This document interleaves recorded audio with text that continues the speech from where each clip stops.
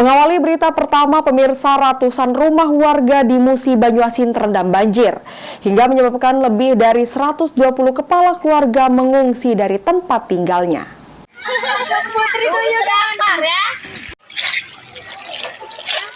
Ratusan rumah warga di Kecamatan Sungai Keruh sejak Sabtu kemarin terendam banjir dengan kedalamannya 1 hingga 1,5 meter.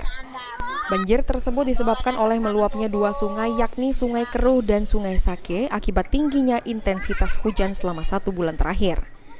Warga mengaku banjir ini merupakan banjir musiman yang sering terjadi dalam setiap tahunnya.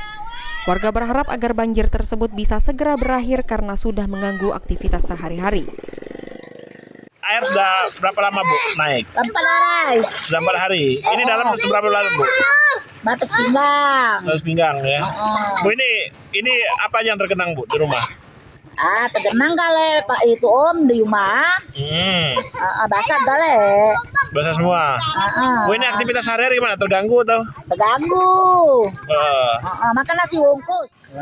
4 hari kali. 4 hari. Pak, kedalaman sampai berapa, Pak, sudah 4 hari ini? Dalam sekitar semeter lah. Semeter sampai 1,5, Bu, ya? Pak, ini akibat apa banjir, Pak? Hujan. Hujan dan ada sungai yang meluap atau gimana, Pak? Sungainya melempar kan. Sungai mana, Pak? Sungai Keruh. Sungai Keruh meluap, Pak, ya?